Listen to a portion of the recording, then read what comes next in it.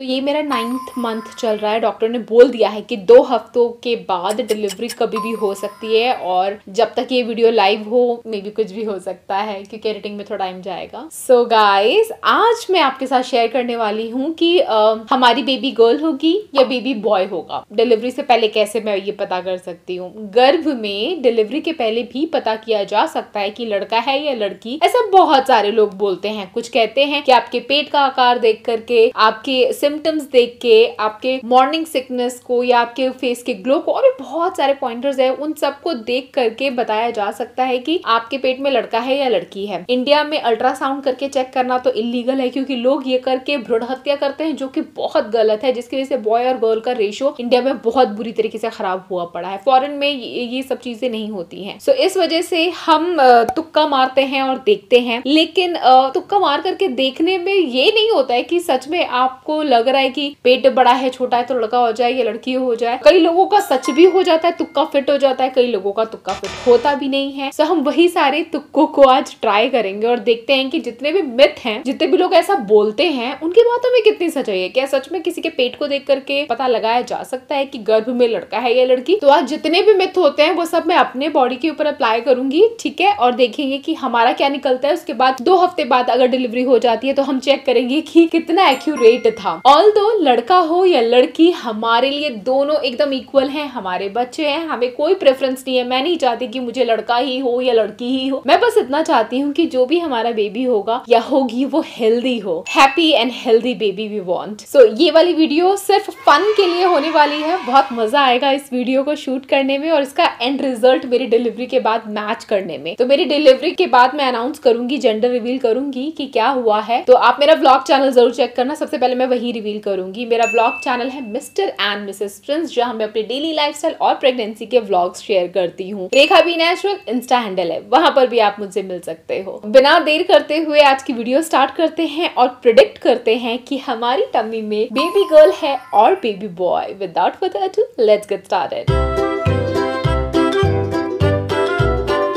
सबसे पहले मिथ तो ये होता है कि अगर प्रेगनेंसी में आपका जो टमी है वो ऊपर की तरफ है और थोड़ा गोल है, इस तरीके से है, सो आपकी बेबी गर्ल होती है। और अगर आपका टमी थोड़ा नीचे है, लोग टमी कैरी कर रहे हो और आगे की तरफ ऐसे पॉइंटेड है, तो आपका बेबी बॉय होता है। सो मैंने जितने भी पिक्स और वीडियोस अपलोड किए हैं वो देख करके लोग मुझे बोलते हैं कि आपका टमी नीचे की तरफ है और पॉइंटेड है, सो आपका बेबी बॉय होगा। सो यहाँ पे बेबी बॉय को 1 पॉइंट देते हैं। मैं एक काम करती हूँ, मैं नोट कर लेती हूँ, को याद नहीं रहेगा। तो पहले मैं गर्ल एंड देन बॉय, ठीक है। तो फर्स्ट प्रेडिक्शन में गर्ल को कोई पॉइंट नहीं मिलेगा, बॉय को 1 पॉइंट मिलेगा, ठीक है। बढ़ते हैं आगे। अच्छा, आगे बढ़ने से पहले आप लोग बड़ा बोलते हो कि अपना प्रेगनेंसी में इंटीमेट हाइजीन केयर कैसे कर रहे हो, कैसे मेंटेन कर रहे हो। तो यार मैं कुछ खास नहीं कर रही हूँ। नॉर्मल जैसे मेरी लाइफ पहले थी वैसी ही अभी है। मैं पहले की तरह उठती खाती पीती हूँ। दवाइयाँ थोड़ी डॉक्टर ने दी हैं, वो प्रेगनेंसी में बेबी की ग्रोथ अच्छी बनी रहे वो एक्स्ट्रा खा रही हूँ और एक्स्ट्रा हेल्दी फूड खा रही हूँ। जंक तो खैर मैं पहले भी नहीं खाया करती थी। बाकी इंटीमेट हाइजीन की बात करें तो जो मैं पहले यूज करती थी वो अब भी यूज कर रही हूँ और अच्छी तरीके से रेगुलर बेसिस पे यूज कर रही हूँ। प्रेगनेंसी में थोड़ा सा वाइट डिस्चार्ज की प्रॉब्लम ज्यादा बढ़ जाती है। अगर आपको लगे कि वाइट डिस्चार्ज है, आपको अगर आप प्रेग्नेंट ना भी हो, वाइट डिस्चार्ज आ रहा है, स्मेल आ रही है वजाना से, या फिर आपको अच्छा नहीं लगता है, वहां पे आप थोड़ा सा ब्राइटनिंग चाहते हो, तो आप अपने इंटीमेट बॉडी पार्ट्स पे, चाहे आपकी वजाइना वाला एरिया हो, मतलब बाहर वल्वा वाला एरिया, इनर थाई वाला एरिया, आपके अंडर आर्म्स हो गए, तो आपके इंटीमेट पार्ट्स होते हैं, यहाँ पे आप वॉश यूज कर सकते हो जो कि नेचुरल हो। मार्केट में बहुत सारे हैं लेकिन मैं हमेशा से जो रेकमेंड करती हूँ आज मैं उसी पे टिकी हुई हूँ। सो मैं यूज करती हूँ नम्या इंटीमेट हाइजीन वॉश, क्योंकि इसके अंदर हल्दी और चंदन है। कई सारे कमेंट्स आ रहे थे तो मैंने सोचा इस वीडियो में आपके साथ शेयर कर ही देती हूँ। ये आपके इंटीमेट बॉडी पार्ट्स को रेगुलर यूज करते हो तो ब्राइटन अप भी करता है, क्योंकि इसके अंदर हल्दी चंदन है, एंटी बैक्टीरियल प्रॉपर्टीज है, तो नीचे से जो स्मेल आती है ना, वो स्मेल को भी ये दूर भगा देता है, तो आप फ्रेश फील करते हो। इसको यूज करने का तरीका सिंपल है। जब आप नहा रहे होते हो, जरा सा आपको लेना है, अपने इंटीमेट बॉडी पार्ट्स पे, इनर थाई पे लगा देना एंड थोड़ा सा रब कर देना, झाग बन जाएगा। उसके बाद आप पानी से वॉश कर सकते हो। याद रहे, किसी भी इंटीमेट वॉश को वजाइना के अंदर नहीं डालना है, बाहर से वल्वा और इनर थाई वाला एरिया साफ करना है, या बाकी के इंटीमेट बॉडी पार्ट्स आप क्लीन कर सकते हो। बहुत अच्छी खुशबू आती है और नेचुरल है, ट्रस्टवर्दी है हल्दी चंदन के साथ। सो ये मैं ट्राई करती हूँ, दैट्स इट। बाकी हाँ, प्रेगनेंसी में स्ट्रेच मार्क्स की प्रॉब्लम बहुत ज्यादा हो जाती है, क्योंकि आपका पेट जो इतना स्ट्रेच हो रहा होता है तो स्ट्रेच मार्क्स हो ही जाते हैं। जाते हैं। तो स्ट्रेच मार्क से बचने के लिए मैं पहले से ही यूज करती आई हूँ नम्या का ही body toning and sculpting wonder oil. ये वाला ऑयल मैं यूज कर रही हूँ काफी टाइम से, ये पता नहीं कितनी बॉटल्स में इसकी यूज कर चुकी हूँ। ये काफी अच्छा है आपकी बॉडी को टोन करने में, स्ट्रेच मार्क्स हटाने में। आप प्रेग्नेंट हो नहीं हो, आप गर्ल हो, आप बॉय हो, आप कोई भी हो, अगर आपकी बॉडी पे स्ट्रेच मार्क्स की प्रॉब्लम है, बॉडी को टोन करना है, मॉइस्चराइज करना है, हाइड्रेट करना है, स्किन को थोड़ा ब्राइटन अप करना है, तो आप इसको यूज कर सकते हो। मैं रोज नहाने के बाद ये वाला ऑयल थोड़ा सा लेती हूँ और अपनी पूरी बॉडी में मसाज कर देती हूँ। बहुत इजीली एब्जॉर्ब हो जाता है बॉडी में और नॉन ग्रीजी नॉन ऑयली है। इसको लगाते ही इंस्टेंटली ब्राइटन अप हो जाती है पूरी बॉडी। सो डेफिनेटली इसको ट्राई कीजिएगा। इन दोनों का लिंक वीडियो के डिस्क्रिप्शन बॉक्स में दे दूंगी। अमेजिंग वर्क करता है। तो बस यही मैं फॉलो कर रही हूँ प्रेगनेंसी में, और कोई भी तामझाम मैं फॉलो नहीं कर रही हूँ।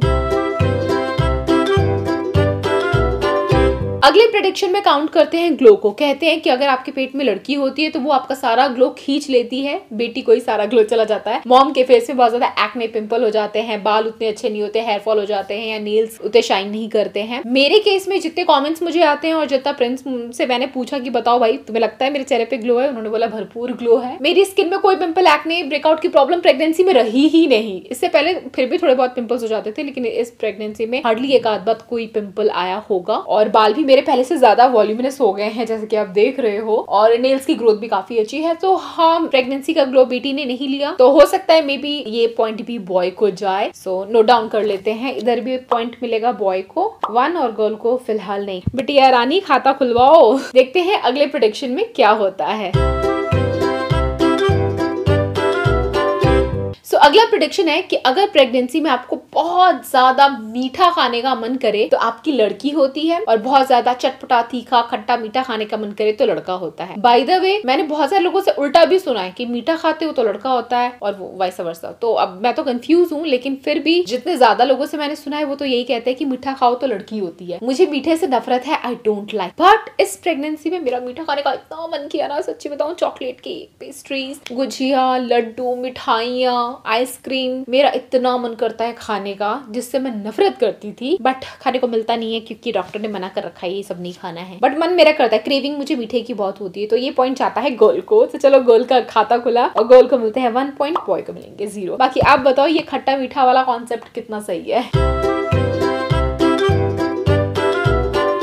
बात करते हैं हार्ट रेट की। कहते हैं कि अल्ट्रासाउंड रिपोर्ट में अगर आपके बेबी की हार्ट रेट 140 से ज्यादा आए तो मतलब लड़की होती है, और कम हो तो लड़का। तो अब तक जितने अल्ट्रासाउंड किए उसमें हार्ट रेट तो 140 से ज्यादा ही आई थी, तो यहाँ भी पॉइंट मिलता है गर्ल को, और बॉय को 0 फिलहाल।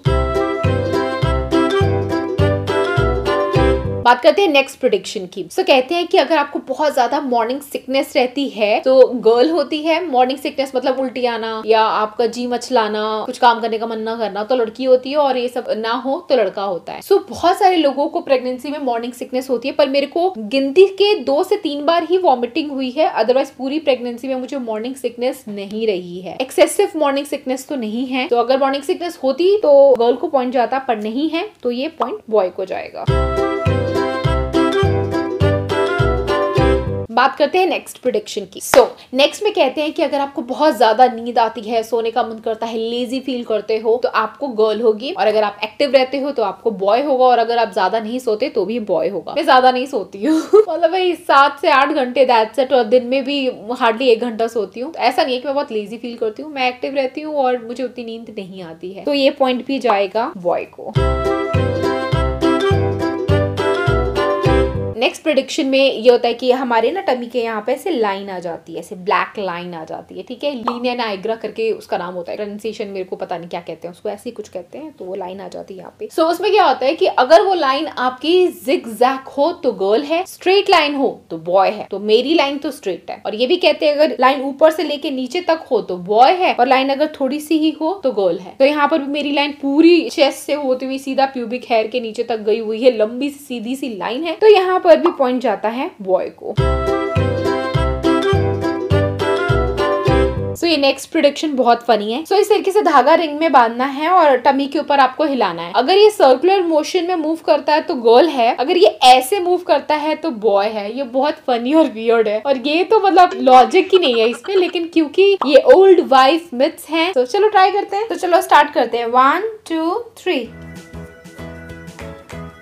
गाइस ये सर्कुलर मोशन में घूम रहा है, ये देखो। आई थिंक आपको नजर आ रहा हो। सो गाइस ये गोल गोल घूम रहा था। तो गोल घूमने से लड़की होती है, तो मैं लड़की को 1 पॉइंट देती हूँ और लड़के को यहाँ पे 0 पॉइंट। अब चलो कैलकुलेट करते हैं और देखते हैं किसको कितना पॉइंट मिला। गर्ल को मिला 3, बॉय को मिला 5। सो इस मिथ के हिसाब से गर्ल को 3 पॉइंट्स मिलते हैं, मतलब गर्ल होने की संभावना 3 है और बॉय होने की संभावना 5 है, तो मतलब बॉय को ज्यादा पॉइंट मिले हैं, 2 पॉइंट एक्स्ट्रा। इन सारे मिथ के हिसाब से तो लड़का होगा। मैंने जो सिम्टम्स आपको बताया, मेरे ब्लॉग में जो सिम्टम्स आपको दिखते हैं, मुझे देख करके आपको क्या लगता है? मैं चाहती हूँ आप लोग भी अपना तुक्का मारो, गेस मारो, देखते हैं किसका गेस सही आता है। ये ओल्ड वाइफ मिथ्स बेबी के लिए ये वाला सही है या फिर आपके जो तुक्के हैं वो सही है। बाकी मैंने तो बता ही दिया भाई, मुझे तो हेल्दी बेबी चाहिए, गर्ल बॉय दोनों चलेगा। बस मेरी गट फीलिंग अंदर से मुझे कहती है कि गर्ल होगी, अगर मैं बोलूँ कि मुझे क्या लगता है तो। बाकी भगवान के हाथ में है, बस 2 हफ्ते का वेट और हमें रिजल्ट पता चल जाएगा। मैं आपके कमेंट्स का इंतजार कर रही हूँ, प्लीज कमेंट करके बताओ आपको क्या लगता है। और मेरा ब्लॉग चैनल जरूर देखना रिजल्ट जानने के लिए, mister and missus prince. Thanks for watching, that's it for today. मैं आपसे फिर मिलूंगी, तब तक के लिए